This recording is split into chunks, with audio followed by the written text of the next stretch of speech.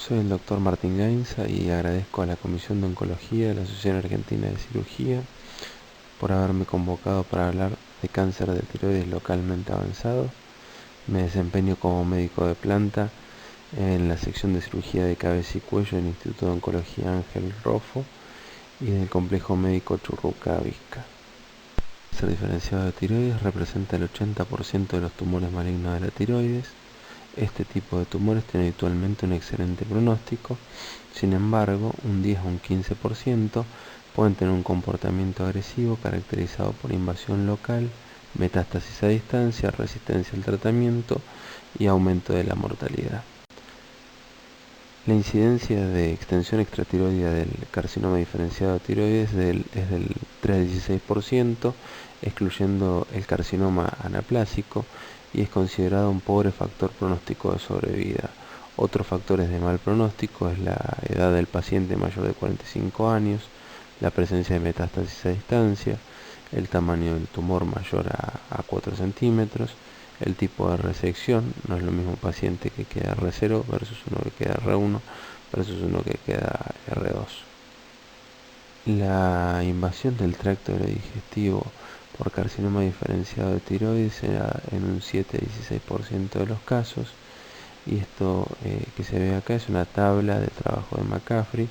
Es un trabajo que tiene 286 pacientes, que a su vez varios de estos presentaban tumores en sitios diferentes.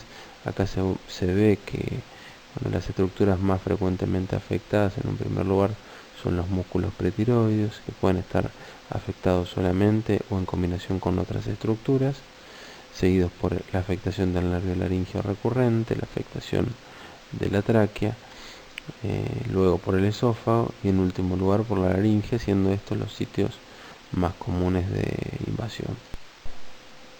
Los patrones de invasión son principalmente por extensión directa del tumor primario o por extensión de metástasis ganglionares, principalmente en la ubicación paratraqueal en el surco traqueoesofágico. Bueno, con respecto a la forma de presentación, muchas veces estos pacientes son pacientes derivados ya tratados en otros centros, en los cuales se les ha hecho cirugía y muchos de ellos han recibido tratamiento con yodo, y caen en una condición de recaída o en condiciones de que por ahí el cirujano que lo intentó tratar previamente lo abordó quirúrgicamente, y cuando se encontró con el tumor decidió el cierre y derivarlo a un centro de mayor complejidad. En el caso de pacientes de novo que consultan por primera vez, los síntomas que uno puede esperar son difonía por la afectación de los nervios recurrentes, fonastenia por afectación de la rama externa del laringio superior, disfagia por compresión esofágica. Generalmente las afectaciones a nivel esofágico se dan más que nada por la compresión y no tanto por la invasión. También pueden presentar hemóptisis por invasión de la vía aérea o eventualmente una masa palpable a nivel central del cuello o laterocervical. En lo que corresponde a la evaluación prequirúrgica, hay que realizar un interrogatorio exhaustivo buscando antecedentes familiares de cáncer de tiroides, antecedentes de irradiación o exposición a radiación ionizante en la infancia. Hay que hacer un examen físico buscando nódulos en la parte central del cuello o formaciones palpables en la región central del cuello, adenopatías laterocervicales o formaciones palpables a nivel laterocervical. Hay que hacer una fibrolaringoscopía para evaluar la movilidad cordal, si eventualmente hay algún abombamiento en lo que es la luz del tracto digestivo superior, y también para descartar la presencia de compromiso mucosa en lesiones que comprometen en forma transmural. Se debe complementar y terminar de estadificar el paciente con una tomografía o eventualmente resonancia para evaluar la extensión de la enfermedad en el cuello, si hay o no compromiso de la tráquea o de la laringe, y para evaluar el mediastino y los campos pulmonares. Se debe realizar una punción para confirmar el diagnóstico o orientar la sospecha. En el caso de que uno sospeche que pueda haber invasión a nivel de lo que es la luz traqueal o a nivel de lo que es la luz esofágica, habría que realizar una fibrobroncoscopía y una esofagoscopía para descartar este compromiso mucoso o eventualmente confirmarlo. También se puede solicitar un centellograma para evaluar la presencia de enfermedad a nivel pulmonar, óseo, a nivel del hígado y del cerebro. Y en los pacientes que están en seguimiento y que uno detecta una tiroglobulina en ascenso con un centellograma negativo, puede solicitarse el PET, si bien no es un estudio que se solicita de inicio. Ahora vamos a ver lo que es principalmente el compromiso del compartimento central, debido a que la mayoría de las estructuras comprometidas en el cáncer de tiroides localmente avanzado se encuentran en este compartimento. Los músculos pretiroideos son el esternoioideo, el esternotiroideo y el homoioideo. Son la forma más común de enfermedad extratiroidea. No necesariamente implica un mal pronóstico, si requiere de la extirpación de la porción involucrada, muchas veces de la extirpación en bloque de los músculos en conjunto con la glándula. En esta figura se ven principalmente el esternoioideo y el esternotiroideo. La invasión del nervio laríngeo recurrente es un tema de considerable controversia. Puede verse la invasión directa del tumor o de los ganglios del surco traqueoesofágico o pretraqueales. Puede ocurrir sola o en combinación con otras estructuras.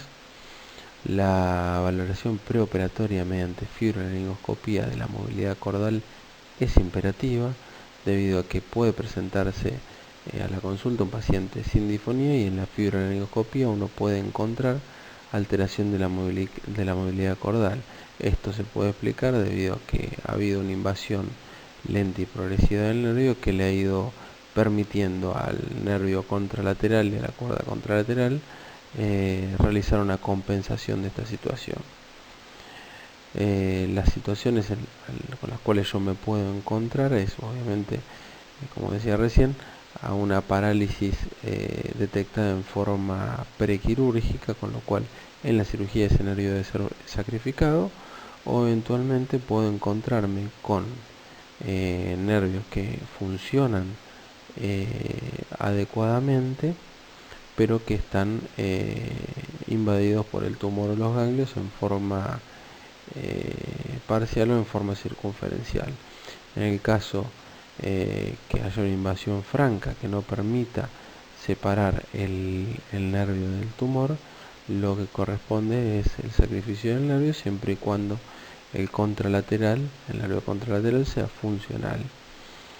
En el caso de que el nervio contralateral esté también comprometido y sea de difícil disección, uno tiene que elegir, digamos, el que tenga menor volumen tumoral y que se encuentre funcional, para tratar de evitar condenar al paciente a una traqueostomía. En el caso que se pueda separar adecuadamente el tumor o el conglomerado adenopático ganglionar del nervio, uno lo que tiene que tratar de hacer es tratar de conservarlo, independientemente de que uno interiormente sepa que puede quedar algún residuo microscópico en el nervio. Esto se hace de esta manera debido a que no está comprobado que la conservación de un nervio con invasión microscópica aumente la recurrencia o disminuya la supervivencia, más aún si son pacientes jóvenes. El esfuerzo por conservar el nervio debe ser mayor.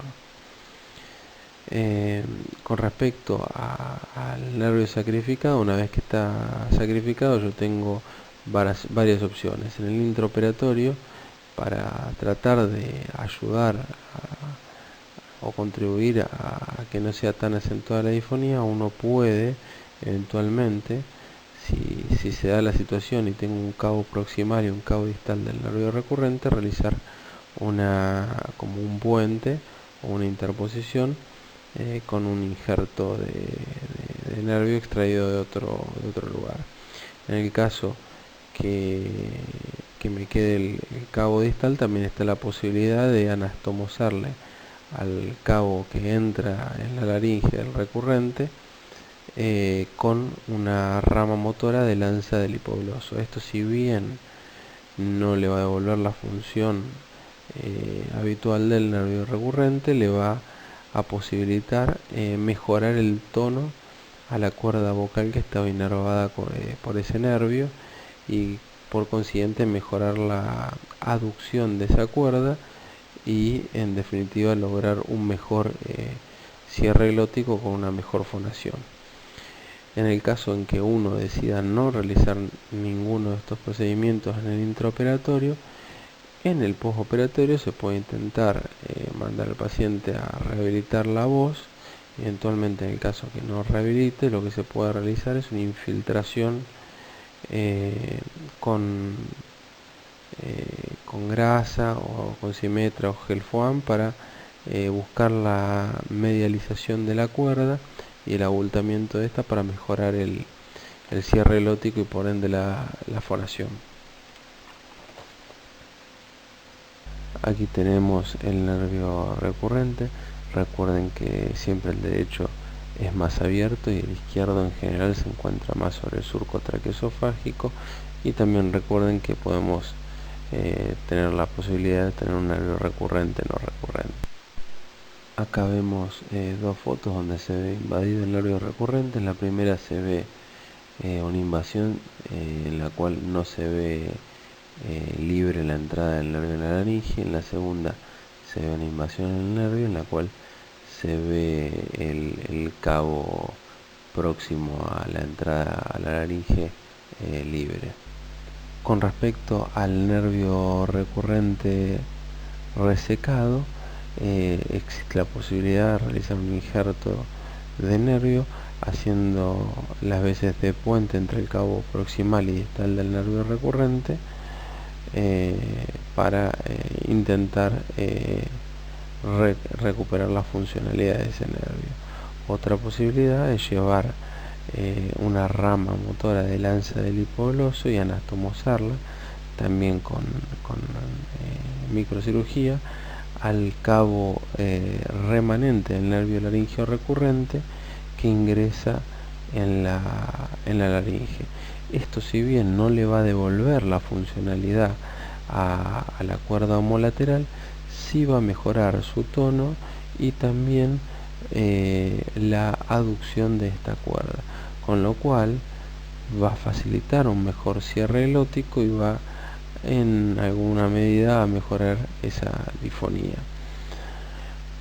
Otra posibilidad es en el postoperatorio, en el paciente que presenta la parálisis córnea unilateral, mandarlos a rehabilitación. En el caso de que no logre una adecuada rehabilitación, se puede intentar realizar la medialización postoperatoria de la cuerda mediante infiltración de sustancias a nivel de la glotis.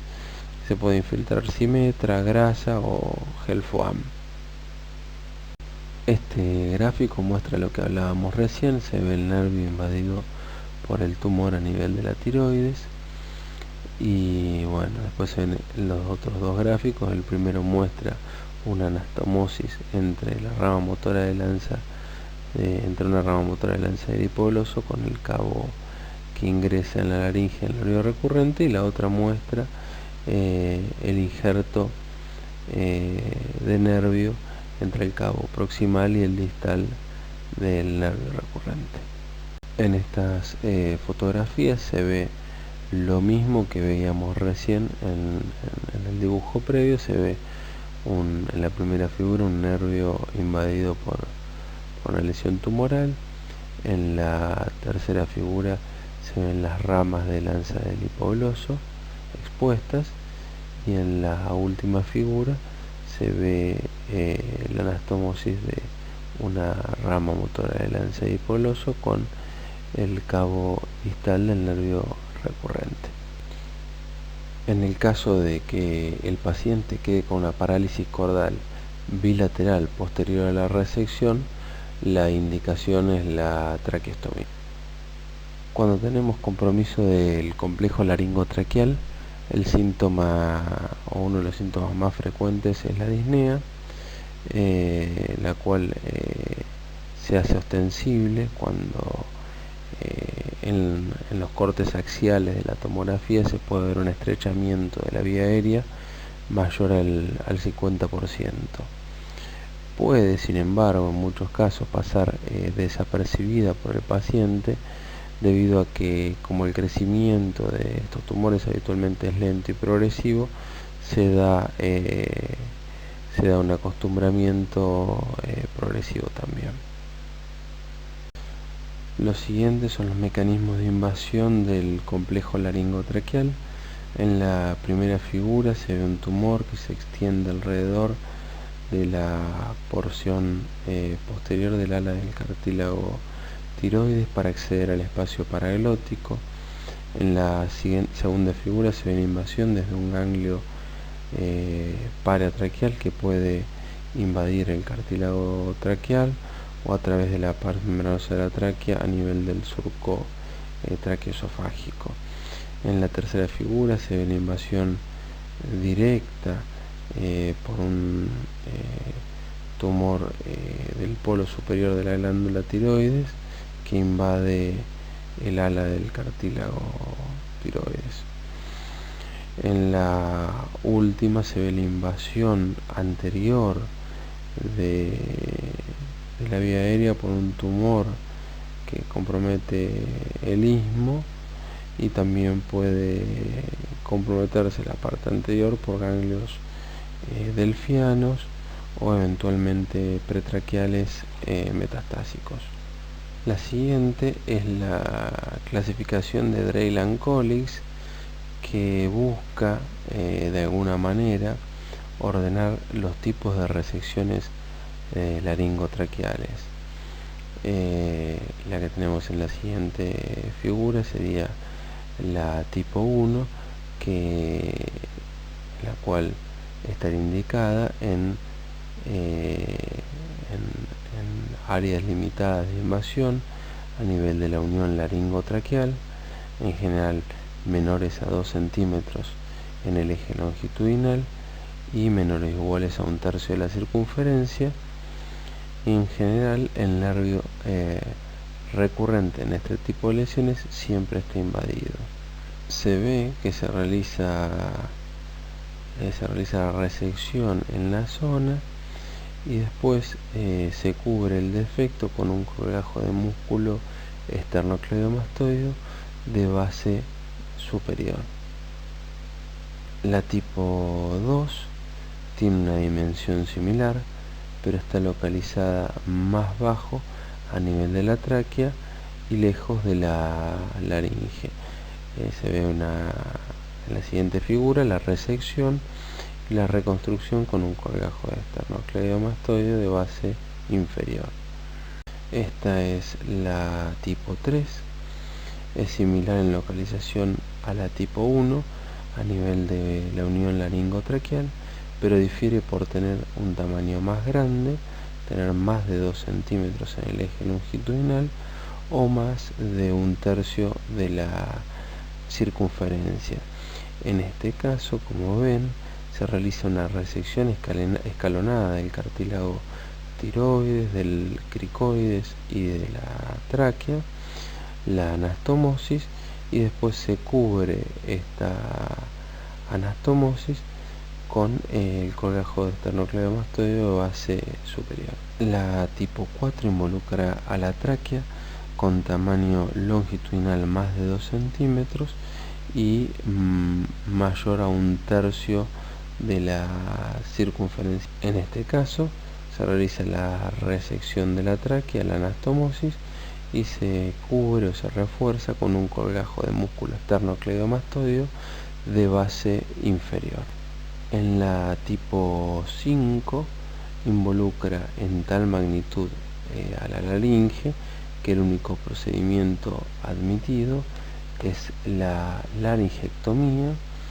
Las estructuras que uno consideraría eventualmente críticas para poder conservar la laringe son al menos una articulación cricoaritenoidea con un nervio recurrente funcionante. Cuando ninguna de estas dos se puede llevar a cabo, la indicación es la laringectomía. Y en la tipo 6, la resección incluye la laringofaringe con o sin esofagectomía cervical, con distintas variantes para reconstruir, como pueden ser colgajos libres de radial 8-1 o eventualmente en algunos casos se puede plantear un ascenso gástrico. La invasión traqueal se ve favorecida por la estrecha proximidad entre la cápsula tiroidea y la fascia peritraqueal. Solo están separadas por una fina capa de 0,5 milímetros de tejido conectivo. Además, la fascia peritraqueal está en continuidad con el tejido denso, fibroso, que se encuentra entre los anillos cartilaginosos, y debido también a los vasos sanguíneos que corren perpendicularmente hacia la luz traqueal, actuando como potenciales sitios de debilidad. Esta que se ve en el gráfico es la clasificación de Shin de invasión traqueal. El estadio 0 no aparece graficado, que en realidad sería el tumor confinado a la glándula tiroides. El estadio 1 es en el cual el tumor muestra extensión extratiroidea y erosiona el pericondrio, pero no invade a través de él. En el estadio 2 erosiona el cartílago traqueal o invade entre los anillos traqueales. En el estadio 3 invade a través del cartílago o entre los anillos traqueales hasta la lámina propia o submucosa traqueal. Y en el estadio 4 compromete todo el espesor a través de la mucosa y está presente en la luz traqueal también. Hay varias opciones de manejo reconocidas en la literatura cuando existe invasión del complejo laringotraqueal. Existe todavía controversia con respecto a la resección mediante shave versus la resección completa del tumor.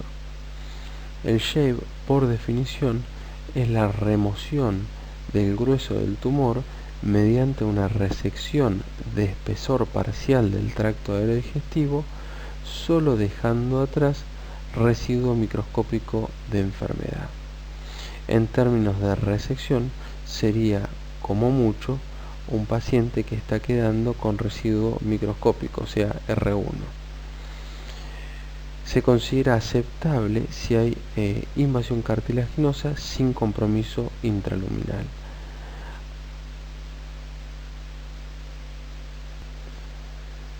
El shave ha demostrado igual efectividad en control locorregional y supervivencia que la resección completa, sin la morbilidad que esta conlleva, ¿no es cierto?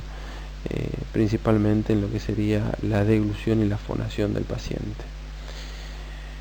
El residuo microscópico, en el caso de estar presente, puede ser efectivamente tratado con la radioablación con yodo o con radioterapia externa. Concretamente, el shave, en el único caso en el cual podríamos decir que está contraindicado o no es apropiado, es cuando hay invasión intraluminal o cuando al realizarlo estaría dejando al paciente con un residuo macroscópico de enfermedad, o sea, lo estaría dejando R2. En estos casos corresponde lo que sería la resección completa.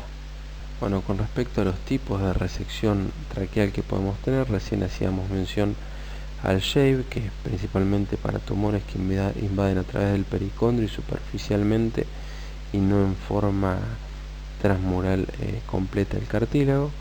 Y después tenemos las resecciones de espesor completo. La primera de las cuales vamos a hablar es la resección de la ventana traqueal, que sería una resección de una porción de espesor total de tráquea, localizada anteriormente o lateralmente, para tumores que comprometen hasta 1/3 de la circunferencia traqueal. En estos casos, luego de confeccionar la ventana, se le puede confeccionar una traqueostomía al paciente, o eventualmente se pueden resecar cuñas de los extremos y realizar una sutura primaria de la tráquea, la cual puede ser cubierta posteriormente con un colgajo de músculo local o de pericondrio. La principal desventaja de la ventana traqueal es que habitualmente la diseminación del lado mucoso es mayor que el del adventicial, y que uno, cuando realiza la resección, tiende a subestimar el compromiso interno si uno se guía únicamente por lo que se ve en forma externa del lado adventicial.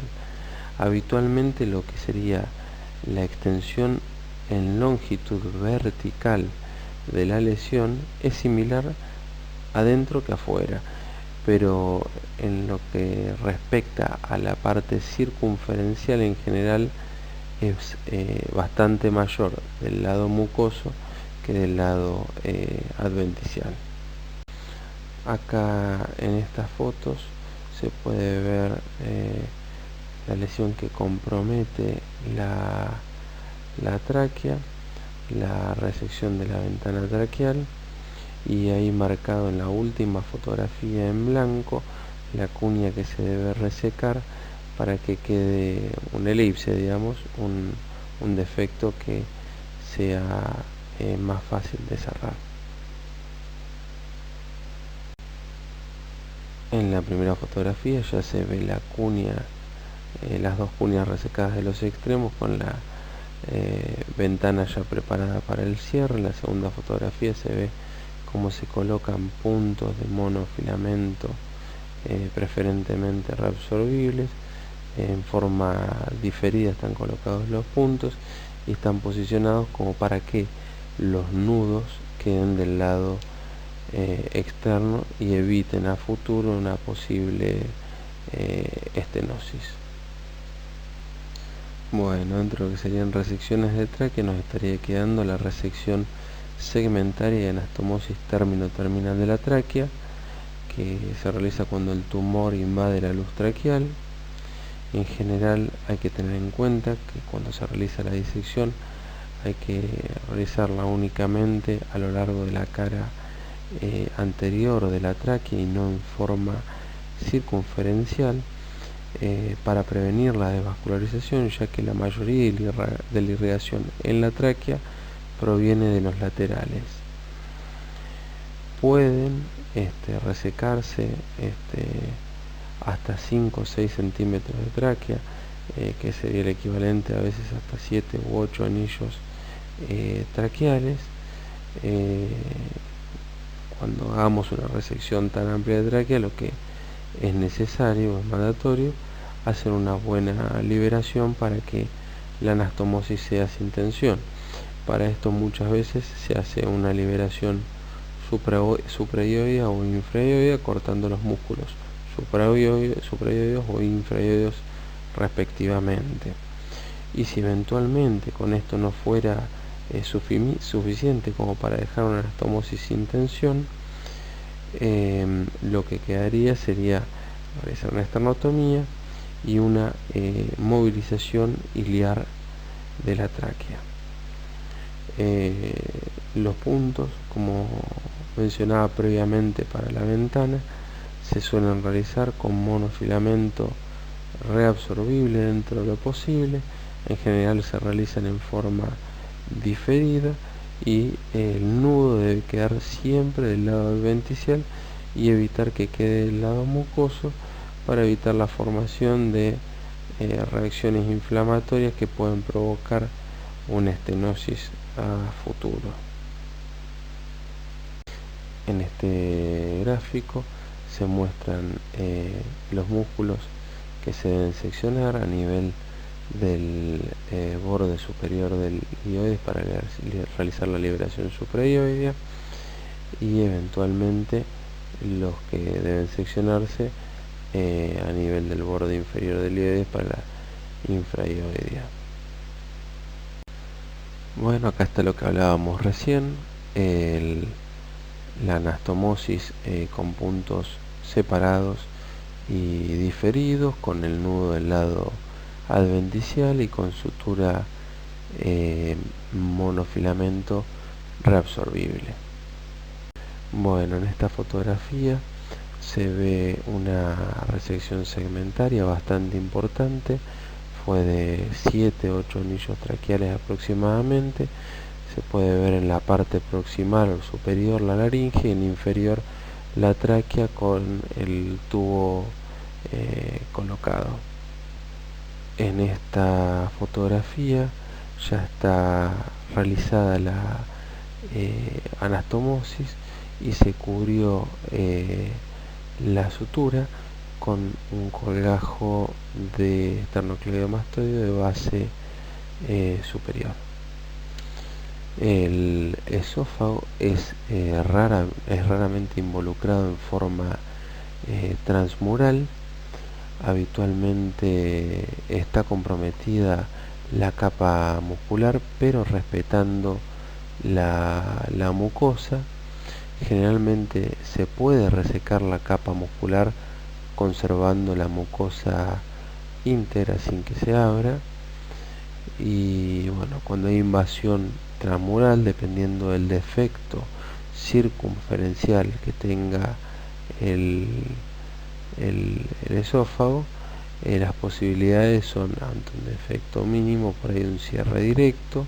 Cuando hayan defectos más importantes, colgajos pediculados o eventualmente colgajos libres que se puede utilizar. Se usa más frecuentemente el colgajo radial, el yeyuno, y eventualmente en algunos casos se puede realizar un ascenso gástrico. En esta fotografía se puede ver, bueno, la primera imagen, que es una tomografía que muestra un tumor que está por detrás de la tráquea y medial al esófago, que tiene un plano con este.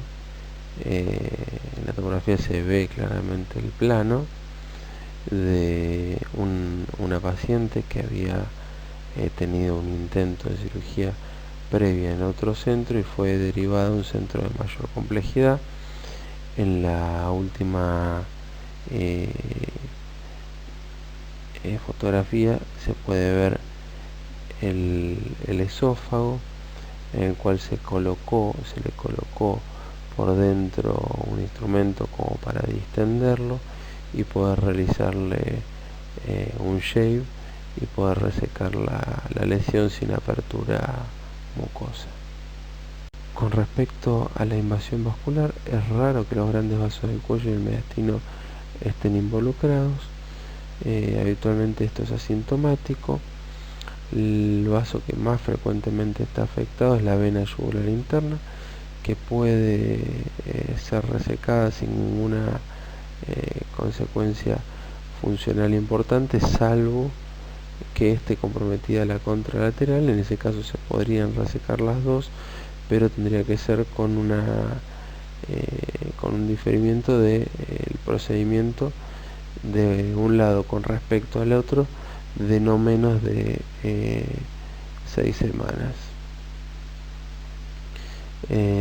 Con respecto a la arteria carótida común, es poco frecuente que esté invadida, pero en el caso de que lo esté, generalmente se puede realizar una disección subadventicial sin comprometer la integridad del vaso. Cuando hay invasión circunferencial o no hay un plano claro, lo que queda por plantear es la resección segmentaria.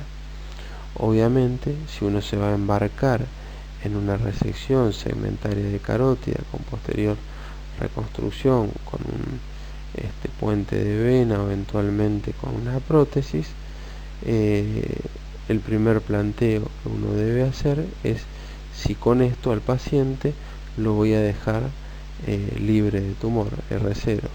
Si no es así, la realidad es que la morbilidad del procedimiento por ahí podría ser demasiado para dejar a un paciente con enfermedad. Con respecto al tratamiento adyuvante posoperatorio, el centellograma con yodo y la ablación debe ser considerada en todos los pacientes con cáncer de tiroides localmente avanzado. Las indicaciones formales de ablación, la presencia de residuo microscópico, el estadio avanzado y la enfermedad metastásica, con lo cual estos pacientes siempre deberían recibir tratamiento con yodo, salvo que el paciente sea resistente al yodo. Con respecto a la radioterapia, suele ofrecerse en pacientes resistentes al yodo, en pacientes en los que tienen enfermedad grosera residual o que son irresecables, o también aquellos pacientes que presentan subtipos histológicos más agresivos. Con respecto al mantenimiento y seguimiento de estos pacientes, es como cualquier paciente con un alto riesgo de recaída. Hay que hacer dosajes de tiroglobulina y anticuerpos antitiroglobulina, ecografía central y bilateral de cuello, centellograma si el paciente es sensible y ha demostrado captar yodo, tomografía para evaluar la parte mediastinal y pulmonar. En pacientes que presenten tiroglobulina en aumento y no presenten captación en el centellograma, se puede considerar el pedido de un PET-TC. Y en general, con respecto al mantenimiento de estos pacientes, se tratarán de mantenerlos con una dosis de levotiroxina lo suficientemente alta como para mantener la TSH suprimida. Quiero agradecer nuevamente a la Asociación Argentina de Cirugía y particularmente al Comité de Oncología de la Asociación por haberme invitado para dar esta charla, y les agradezco particularmente a ustedes por haberse tomado su tiempo para escucharme. Desde ya muchas gracias y estoy a su disposición para cualquier consulta que necesiten.